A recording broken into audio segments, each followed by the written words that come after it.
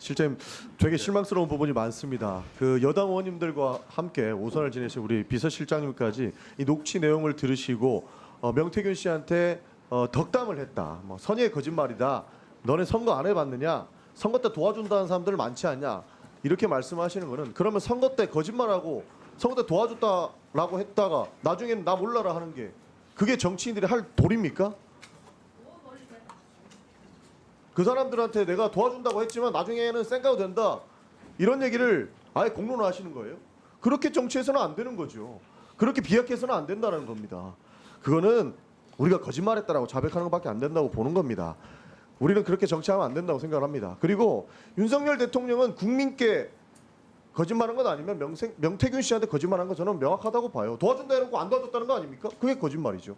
만약에 실장님께서 지금 사과할 일을 못 찾으시겠다라고 말씀하시는데 결국에는 대통령실에서 공식적인 해명 어디서 했습니까? 대통령 비서실에서 한 거잖아요. 대통령 비서실에서 대통령 기억이 왜곡될 수 있다라는 여지 하나도 줬습니까? 딱 잘라가지고 명태균 씨와는 경선이 연락한 적 없다라고 했는데 녹취 나오니까 아 그거는 기억 잘못해서 그런 겁니다 라고 이야기를 했어요. 여러 가지 공식 브리핑 내용들이 다 그런 겁니다. 예를 들어서 김건희 친오빠 논란. 친오빠 확인 제대로 했습니까? 누가 확인했는지 다 밝힐 수 있으세요? 국민들께서는 그 내용들을 바라보고 처음에 나왔던 대통령실이 잘못됐구나 하면은 그건 거짓말로밖에 못 보는 겁니다. 실제로 그렇지 않습니까? 그러지 않게끔 모든 논란의 팩트 체크를 하고 난 이후에 문제가 안 된다라고 하는 것이 대통령실이 할 일이지. 대통령실이 해명했다가 뒤집히면은 아 미안합니다. 이거 그때는 뭐 잘못한 건 아니고 거짓말 아니고 그거는 뭐 오해가 있었습니다. 이런 식으로 해명하는 거는 대통령실의 수장이신 대통령 비서실장께서 책임지시고 사과하셔야 되는 부분입니다.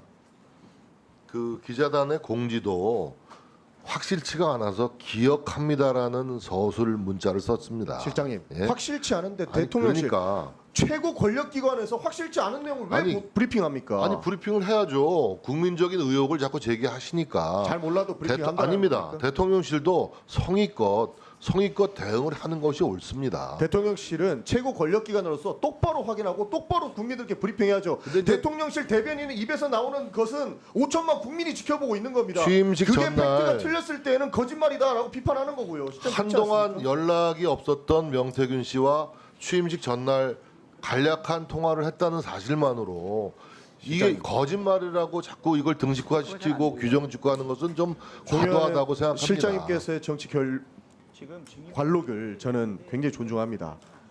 그러나 잘못된 것은 잘못됐다고 말씀해 주셔야 되는 것이고 팩트 체크 잘 안 된 부분이 있다면은 네, 지적을 좋습니다. 하시고 사과를 해주셔야 된다. 의원님 저는 말씀드리겠습니다. 본질적인 문제는 이거 아닙니까?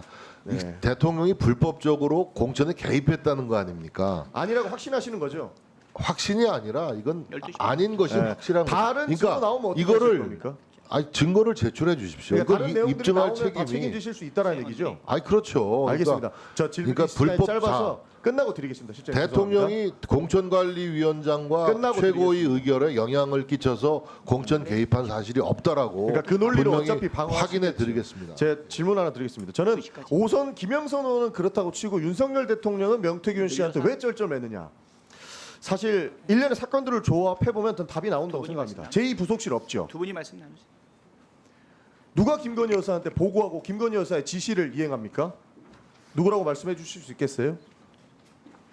직원 얘기하시는 예. 겁니까? 뭐 대통령 지금 부속실에서 예. 여사님 관련해서 어떤 조력을 하는 요원들이 있죠. 배치되어 있는 예. 걸로 알고 있습니다. 대통령 부속실에서 내려오면 이거는 김건희 여사의 지시다, 대통령의 지시다 이렇게 내려옵니까? 안 내려오죠. 제2부속실에 없는 문제는 뭐냐면 이게 대통령의 지시인지 김건희 여사의 지시인지 아무도 모른다는 겁니다. 여기 계신 모든 분들이 이게 대통령의 지시일까 김건희 여사의 지시일까 아무것도 모르고 당연히 대통령의 지시겠지 하고 이행하다 보면 사고가 터진다는 겁니다. 저는 친오빠 논란도 바로 보고된 거냐 확인된 거냐 확인하는 이유가 어떻게 어떤 방식으로 팩트 체크가 됐는지를 물어보는 겁니다. 대통령 부속실의 지침과 지시사항은 그건 대통령에 국한되는 그런 그렇죠. 그 기구고 그러니까 이 공간입니다. 부속실에 네. 있었으면 김건희 여사는 민간인이라고 주장하시잖아요. 민간인의 지시는 받으시면 안 되는 거죠. 저 녹취 하나만 들어보겠습니다. 전 제일 황당한 게 이거였어요. PPT 띄워주세요.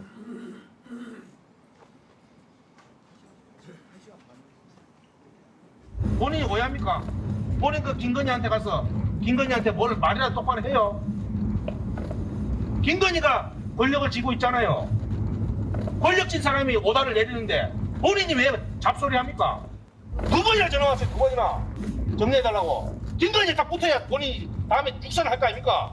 시킨 대로 해야. 어디 붙어야 먹고 산다고 여당 내 의원님, 얘기해. 네, 여당 의원님들께서도 웃으실 정도로 황당합니다. 우리도 황당합니다. 왜 이런 일이 생각할까? 왜 이런 일이 발생할까? 대통령 부속실에는 제2 부속실이 없기 때문에 김건희 여사가 지시했는지 대통령이 지시했는지 모른다는 겁니다. 그러니까 진짜 권력이 진짜 실세가 김건희 여사다 이런 얘기 저 사람만 주장하는 겁니까? 굉장히 많은 사람들이 주장하고 있거든요. 문제는 뒤에 녹취 하나 더 나오는데요. 윤석열 대통령한테 가서 오빠 이거 하나 못하면 대통령 자격 있는 거야? 이런 식으로 얘기합니다.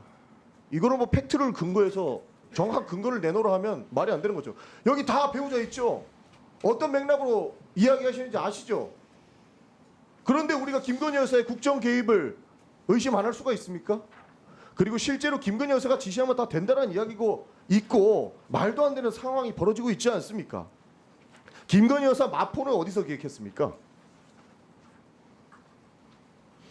글쎄요, 김건희 여사 마포대교 방문하신 것은 세계 자살률 1위인 국가에서 그러니까 그걸 누가 기획하고 누가 거기에 이해했는지. 근무하는 그 근무자들을 격려하는 차원에서 방문한 것이지. 마포대교에 누가 근무합니까? 거기 뭐 그 자살 방지 센터 요원들도 있고 여러 가지 요원들이 있지 않습니까? 그러니까 뭐 그래서 여사께서 가신다 그런 하시니까 자살 실장님께서는 방지 캠페인을 위한 일환으로 방문하신 것이지 거기에 정치적인 색깔을 덧칠하는 것은 전 과도하다고 생각합니다. 지속적으로 대통령실에서 말씀하시는 부분은 법률상의 문제가 있는 짓은 안 했다라고 말씀하시는데 김건희 여사가 만약에 인사에 개입했거나 국정에 개입했다라는 의혹들이 앞으로 무수한 증거들이 나온다면 그것은 명백한 법률 위반이 될 수 있기 때문에 말씀하신 것처럼 비서실장께서는 책임지실 부분에 대해서 말씀을 정확하게 해주셔야 된다. 그리고 이후에는 확실한 책임을 지실 수 있게끔 행동을 해주셔야 된다. 팩트체크 제대로 해주셔야 된다. 이런 말씀을 드리고 싶은 겁니다. 근데 가정에 근거해서 말씀을 그렇게 하시면 제가 답변 드리기 참 어렵습니다. 전에 있었던 내용들은 지금 물론 대통령이 정치를 안 하시던 분이기 때문에 과거에 우리 대통령의 어떤 정치력이 출중한 대통령의 어떤 그 태도나 자세에 익숙해 있는 국민들 입장에서는 다소 너무 정책에만 치중하는 대통령의 모습이 조금 부족해 보일 수도 있고 그런 측면을 전 뭐 이런 인정합니다. 다만 대통령은 지금 정책 역량을 총 집대성해가지고 열심히 하고 계시고 이번 선거 문제만 하더라도 아까도 말씀드렸다시피 가족들은 남편의 당선을 위해서 최선을 다하는 게 가족입니다. 대통령은 매몰차게 명태균 씨를 끊었지만 가족인 배우자인 김건희 여사는 그렇게 못하는 겁니다. 어떻게든지 남편 몰래 명태균 씨를 달래고 좋게 얘기해서 선거를 끝까지 끌고 가고 싶은 게 가족의 심리 상태 아닙니까? 근데 그런 네, 실장님 관점에서 정리해 주십시오. 좀 이해를 네. 주시기 바라고 이것을 너무 과도하게 저는 지금 말씀하신 대로 실장님 우리 정리해 주세요. 네, 김건희 또 답변 기회가 많이 여사가 있습니다. 어떤 실정법을 위반했거나 어떤 권력형 비리를 저질렀거나 하면 당연히 이것은 사법 처리의 대상이 돼야 되지만 지금 정치권이나 이런 야권에서 제기하는 문제 제기들은 다 의도적인 문제 제기에 불과하다라는 점도 저희들 실장님 입장에서는 말씀드리지 않을 정리해 수가 주십시오. 없습니다. 실장님, 예, 정리해 주시고요. 자, 다음은 예? 뭐라고요? 사과 아까 전에 브리핑에 대한 공식적인 팩트체크에 대한 사과를 해주실 수 있는지 이 답변만 마치고 끝내겠습니다. 그 10월 8일 1차 기자단 공지 내용이 그 문자를 주고받거나 통화한 사실이 없다고 기억합니다 이렇게 돼 있습니다. 이 기억이 그때는 마지막에 100여 분 이상 축하 전화가 오는 사람과의 대화를 다 기억을 못할 수 있는 거 아닙니까? 본질은 뭐냐? 본질은 명태균 씨의 조력을 중간에 끊었다는 것이고 사실 매몰차게 끊으셨다고 합니다. 실장님. 경선 룰 갖고 이런저런 간섭을 실장님, 해서 사과할 수 없다는 앞으로 말씀이시죠? 나한테도 전화하지 말고 집사람한테도 전화하지 마. 그리고 딱 끊은 거예요. 그러다가 취임 전날에 취임식 전날에 전화가 와서 실장님 축하한다는 전화를 받은 간략하게 겁니다. 말씀해 주시고요. 지금 뭐 장황하게 말씀하셨지만 사과할 수 없다는 말씀이시잖아요. 네, 그 아마 정황을 얘기했다고 생각이 됩니다.